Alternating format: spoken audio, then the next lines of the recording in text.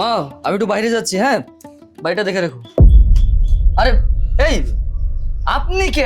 আপনি বাসার ভিতরে ঢুকছেন কার পারমিশন নিয়ে? রাশিদুল কই? মা তুমি দেখো না কই থেকে কি ফকির মুখে ঢুকে পড়ছে বাসার ভিতরে। দেখুন, আপনি ভুল ভাবছেন, আমি কোনো ভিখারি না। তাছাড়া আমি আসছিলাম রমিসা বেগমের বাসায়। এটা কি রমিসা বেগমের বাসা? হ্যাঁ এটা রমিসা বেগমের বাসা, উনি আমার মা। মা দেখো তো কে আসছে। কে তুমি মা? কাকে চাচ্ছ? হ্যাঁ আমি রমিসা বেগম। মানে আমি মায়া, আমি ময়ূরগঞ্জ থেকে আসছি। হ্যাঁ ভালো কথা, তো তুমি আমার কাছে কেন আসছো? আচ্ছা, আপনার কি মনে আছে আজ থেকে প্রায় 15-16 বছর আগে আপনি ময়ূরগঞ্জ থাকতেন? আচ্ছা, মিলন হাওলাদারকে চিনেন? আপনি তো ওনার সাথেই থাকতেন, আর আমি মিলন হাওলাদারের মেয়ে। হ্যাঁ চিনতে পেরেছি। তুমি এত বছর পর এখানে কেন আসছো? আসলে আমার বাবা আমাকে বলেছে যে রমিসা বেগম নাকি আমার মা, আর আমি আমার মাকে খুঁজতে খুঁজতে ওই ময়ূরগঞ্জ থেকে এই পর্যন্ত চলে আসছি। তার মানে আমি আপনার মেয়ে আর আপনি আমার মা। হ্যাঁ আমি তোর মা। তোর বাবা ঠিকানা দিয়েছে, আমি এখানে থাকি না? আমার সুখের সংসার তছনছ করার জন্য এখানে এসেছিস না? বাপ মেয়ে যুক্তি করেছিস? না মা, আমি বাবার সাথে কোনো যুক্তি করে আসিনি। মা আমার আমি- মানি আচ্ছা। ব্যাগটা কি ব্যাপার, তুমি এই মেয়েটাকে এখনো বের করো নাই? না, মেয়েটা আসছিল বাসায় কাজকর্ম করার জন্য, কাপড় চোপড় ধোয়ার জন্য, এই আর কি। আচ্ছা তুই রুমে যা, হ্যাঁ আমি ওর সাথে একটু কথা বলে নি। কাকে না কাকে বাসার ভিতর ঢুকতে দাও, দেখো চুরিদারি করে আবার পালাবে। মা, তার মানে এটা আমার ভাই? মা, একটু এদিকে আয়।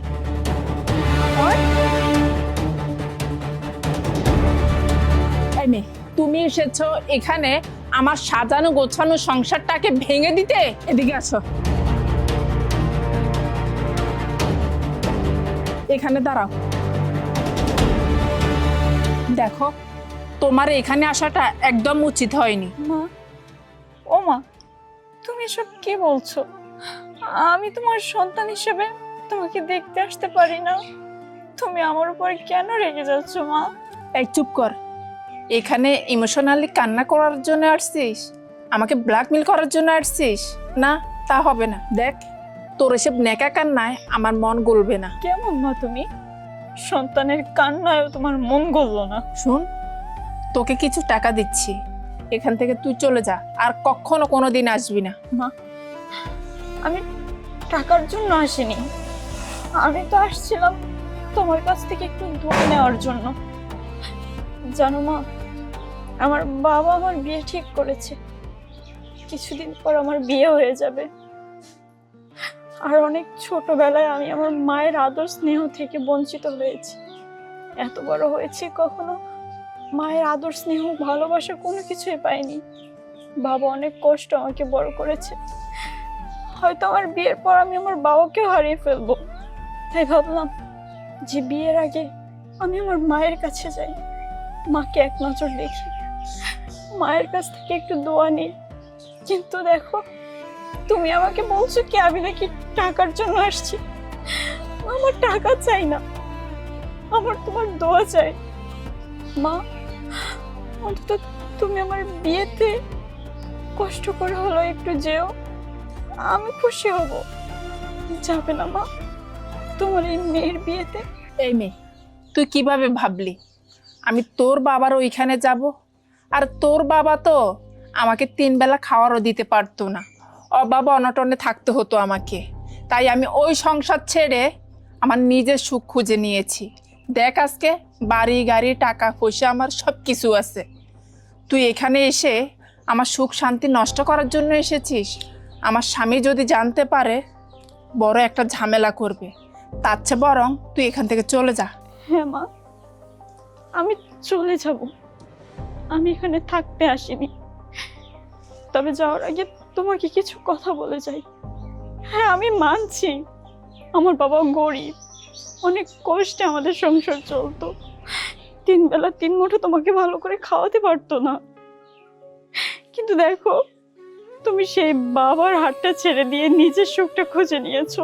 তাছাড়া বাবার তোমার ভিতর ঝামেলা, তার মাঝখানে আমাকে কেন অবহেলা করছো? আমাকে কেন দূর দূর করে তাড়িয়ে দিচ্ছ? সেই ছোটবেলা থেকে আমার মায়ের আদর স্নেহ ভালোবাসা থেকে তুমি আমাকে বঞ্চিত করে রেখেছো। আমার কি দোষ ছিল বলো? আচ্ছা তুমি কেমন মা, যে মা কিনা 16টা বছর নিজের সন্তানকে নিজের কাছ থেকে আলাদা করে রেখেছে? একটাবার কি আমার কথা তোমার একটু মনে পড়েনি? তুমি তো আমাকে জন্ম দিয়েছিলে, 10 মাস 10 দিন তোমার গর্ভে ধারণ করেছিলে। তাহলে তুমি কিভাবে পারলে তোমার এই সন্তানটাকে এইভাবে ফেলে আসতে? তোমার কি একটু কষ্ট হয়নি মা? কথা বলছো না কেন? কথা বলো। তুমি জানো মা, তুমি চলে আসার পরে আমার বাবা আমাকে অনেক কষ্টে এত বড় করেছে। আমি যখন আমার বাবার সামনে মা মা বলে চিৎকার করে কান্না করি, আমার বাবা আমাকে সান্ত্বনা দেয় যে তোর মা একদিন নিজের ভুল নিজে বুঝতে পেরে আবার ফিরে আসবে। কিন্তু না, তুমি এইখানে এসে নতুন করে সংসার পেতেছো, নিজের সুখটাকে নিজে বেছে নিয়েছো। আর আমার বাবা 16টা বছর ধরে তোমার জন্য অপেক্ষা করছে যে তুমি একদিন নিজের ভুলটা নিজে বুঝতে পেরে আমার বাবার কাছে ফিরে যাবে। কিন্তু না, তুমি তো পাথর, তোমার মনে মায়া দয়া বলতে কোনো কিচ্ছু নেই। যদি মায়া দয়া বলতে কিছু থাকতো, অন্তত আমার কথা চিন্তা করে হলো আমার বাবার কাছে তুমি ফিরে যেতে। তুমি জানো, তুমি চলে আসার পরে আমার বাবা এখনো তোমার অপেক্ষা করে। আমার বাবা এখন পর্যন্ত বিয়েটাও করেনি যে তুমি একদিন ফিরে যাবে। কিন্তু না, দেখো আজ প্রায় 16টা বছর পর আমি তোমার সামনে এসে দাঁড়িয়েছি, আর তুমি আমাকে দূর দূর করে তাড়িয়ে দিচ্ছ। কি বলছো? তুমি আমাকে টাকা দিবে, আমি এখান থেকে চলে যাব? না মা, আমি টাকার জন্য আসিনি। আমি একটু দেখতে এসেছিলাম যে মায়ের শরীরের গন্ধ কেমন হয়। তাছাড়া জানো মা, আমি কি ভেবেছিলাম হয়তো 16টা বছর পর তুমি আমাকে দেখে তোমার বুকে টেনে নিবে।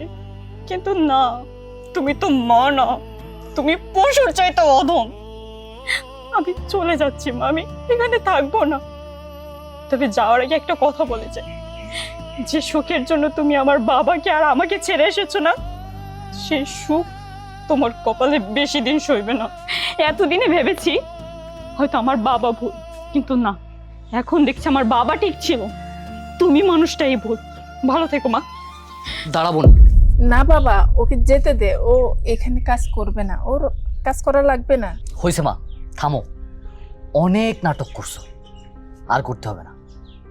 মা, তুমি কেমনে পারলা নিজের গর্ভের সন্তান তারা তুমি দূর দূর করে তাড়া দিতেছো? এইভাবে কি কেউ কারো গর্ভের সন্তানকে অস্বীকার করে? হ্যাঁ, তুমি কেমন মা?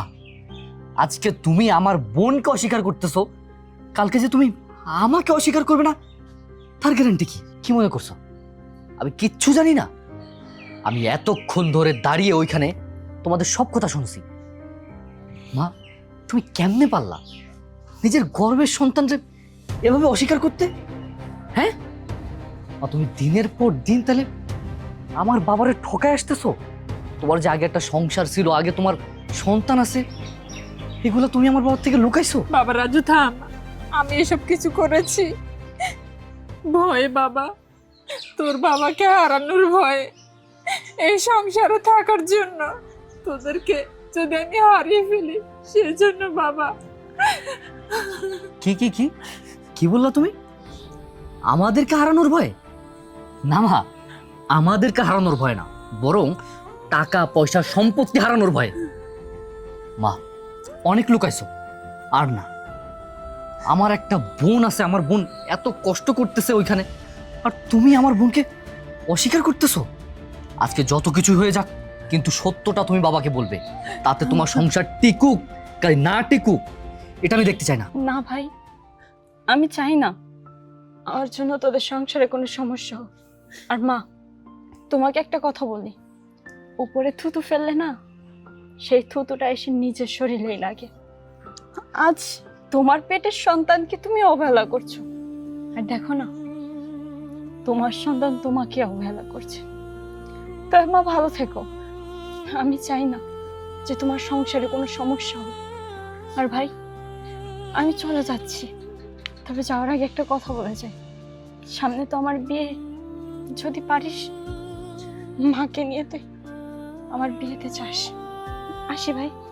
এই দাঁড়া, তুই কোথাও যাবি না, তুই এখানেই থাকবি। আর তোর যদি এই বাড়ি থেকে যেতেই হয় তাহলে তুই মাকে সঙ্গে করে নিয়ে যাবি। বাবা তুই এসব কে বলছিস? তুই না আমার পেটের সন্তান। চুপ করো। পেটের সন্তান? আমি যদি তোমার পেটের সন্তান হই তাহলে ও কি তোমার পেটের সন্তান? আর শোনো মা, আমার বোন যদি এই বাড়িতে তোমার মেয়ে হিসাবে স্বীকৃতি না পায় তাহলে আমিও ভুলে যাব তুমি আমার মা। আজকে এই মুহূর্তে তুমি স্বীকৃতি দিবে ওকে তোমার মেয়ে হিসেবে। আয় বোন, ভিতরে আয়। আজকে ফয়সালা যা করার বাবা করবে। আয়। বাবা আমি ভুল করেছি, আমাকে তোরা মাফ করে দে। আয় মা, যা করার তোর বাবাই করবে।